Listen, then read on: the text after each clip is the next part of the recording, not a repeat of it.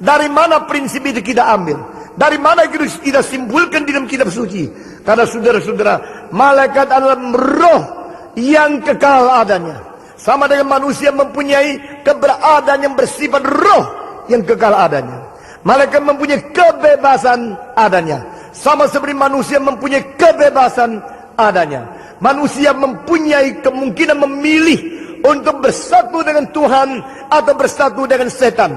Malaikat pun juga mempunyai kebebasan untuk memilih hidup taat kepada Tuhan atau tidak. Lalu kita tanya lagi, malaikat mempunyai bijaksana seperti manusia? Mempunyai. Malaikat mempunyai bijaksana yang sangat tinggi sekali. Ini tercantum dalam kitab suci. Sehingga dari kesimpulan semua ayat yang kita mengerti, saya percaya kemungkinan besar sekali malaikat-malaikat mempunyai peta teladan Allah. Sehingga dia bisa mentaati perintah Allah. Dia bisa menjalankan kehendak Allah. Dia bisa memberontak kepada Allah. Dan dia bisa mempunyai rencana-rencana dan mempunyai sesuatu siasat-siasat yang sangat memerlukan bijaksana yang tinggi. Jikalau demikian saya mau tanya, mengapakah malaikat kalau jatuh di dalam dosa tidak diberikan kesempatan untuk bertobat? Mengapa kalau manusia jatuh di dalam dosa masih diberikan kemungkinan untuk diselamatkan? Nah, ini akan kita jawab pada pasal yang kedua. Tapi di sini kita akan melihat malaikat setelah jatuh, maka dia disebut sebagai setan. Itu adalah malaikat utama atau satu penghulu malaikat yang memimpin banyak malaikat yang sangat besar jumlahnya. Saudara-saudara, maka disebut sebagai setan. Istilah setan berarti yang menantang.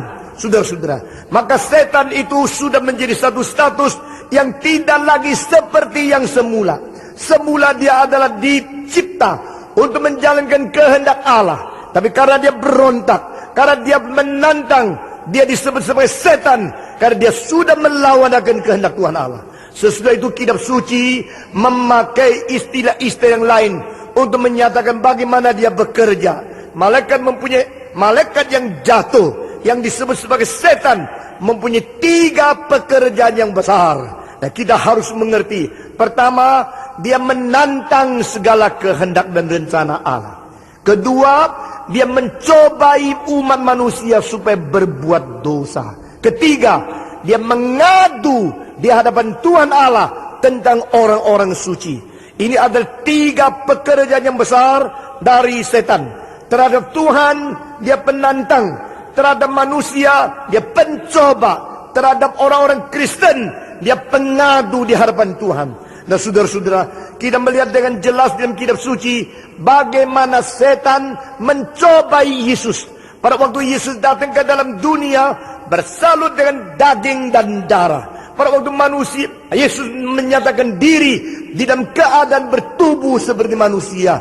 Maka yang mencobai manusia itu dekat kepada dia, datang untuk menawarkan sesuatu kepada dia. Saudara-saudara, dia adalah tempter of man, pencoba bagi manusia. Dan kita juga jelas dalam kitab suci, pada waktu malaikat itu datang berkumpul di hadapan Tuhan, maka setan bertanya kepada Tuhan, bolehkah saya mengganggu anakmu yang namanya Ayub itu? Tuhan mengatakan silakan.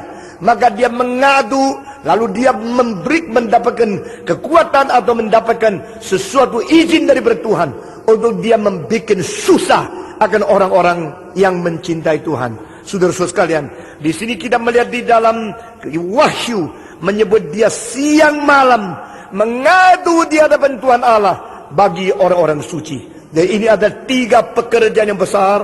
Pertama, penantang rencana dan juga akan kehendak Tuhan Allah. Kedua, pencoba bagi setiap manusia. Ketiga, pengadu bagi orang-orang suci yang ditebus oleh Tuhan. Jikalau demikian, maka manusia hidup di dalam dunia ini, kita sedang diganggu oleh dunia rohani yang kita tidak kelihatan.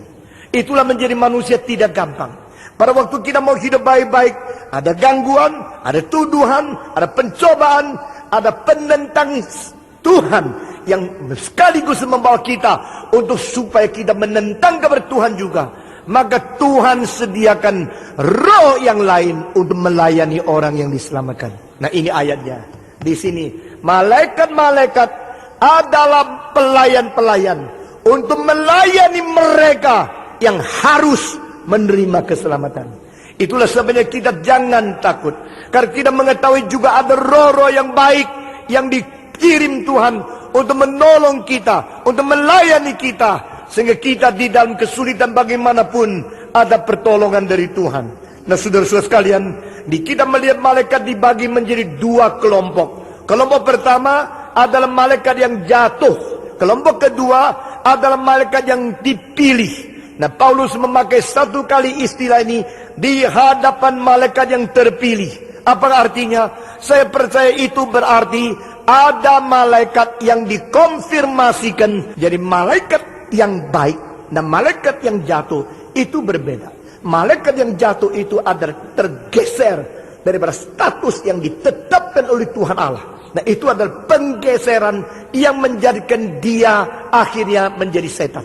Dua minggu lalu kita mengatakan ada jatuh ke atas. Masih ingat? Jatuh ke atas. Dia mau seperti Allah. Dia mau lebih tinggi. Itu sebenarnya baik. Itu motivasi baik. Mau lebih tinggi. Bukan mau lebih tinggi untuk merebut kedudukan Allah. Bukan mau lebih tinggi untuk menggantikan kuasa Allah yang hanya satu. Karena Allah tidak diganti oleh siapa-siapa. Saudara-saudara sekalian, tapi pada waktu dia mau menggeser diri menuju ke situ, dia mau seperti Allah. Berbeda dengan kitab suci, Yesus berkata, ikutlah teladanku dan belajar dariku dan tangguhlah kuku, karena hatiku rendah adanya. Jadi Yesus Kristus mau kita seperti dia, berbeda dengan malaikat yang jatuh ke atas, yang mau seperti Allah. Yesus mau kita seperti dia. Bagaimana taat kepada kehendak Allah, bagaimana menjalankan perintah Allah, bagaimana merendahkan diri, bagaimana melayani, bagaimana memikul salib, bagaimana mau menderita untuk menjadi lebih sempurna seperti Allah di dalam karakter-karakter yang dinyatakan oleh Yesus Kristus. Itulah menjadi sesuatu ambisi, aspirasi dari setiap orang Kristen untuk maju. Saudara-saudara, setelah malaikat jatuh, maka malaikat itu tidak lagi dikonfirmasikan, bahkan dibiarkan Tuhan untuk menunggu hari penghakiman yang terakhir.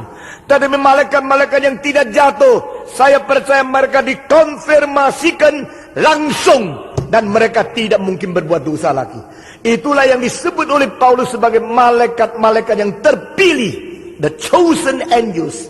Mereka dipilih untuk melayani, dipilih untuk hidup di dalam kesucian untuk selama-lamanya. Nah, saudara-saudara, maka kedua kelompok malaikat ini yang dikatakan di sini adalah malaikat-malaikat yang baik. Bukankah malaikat-malaikat itu roh-roh yang akan melayani mereka yang harus menerima keselamatan? Di sini kita melihat beberapa hal yang luar biasa indahnya. Pertama, malaikat-malaikat yang melayani adalah melayani manusia yang menerima keselamatan, yaitu engkau dan saya. Saudara-saudara, siapakah kita? Pada dasarnya kita dicipta sedikit lebih rendah dari malaikat. Kita dicipta sedikit lebih rendah dari malaikat semua. 1, 2, 3. Kita dicipta sedikit lebih rendah dari malaikat. Kalau kita sedikit lebih rendah dari malaikat, mengapakah malaikat itu melayani kita? Loh, yang tinggi mengapa melayani yang rendah? Nah, saudara-saudara, di dalam seluruh kitab suci ini tidak menjadi soal. Karena Allah Bapa kirim Yesus Kristus yang jauh lebih tinggi dari kita datang ke dalam dunia melayani. Sehingga Yesus Kristus berkata, anak manusia datang bukan untuk dilayani, tetapi untuk melayani. Bahkan memberikan nyawanya menjadi tebusan bagi banyak orang. Jadi Jesus come to serve, not to be served. Dia datang untuk melayani. Yang tinggi melayani yang rendah. Ini sangat berbeda dengan konsep dunia berdosa.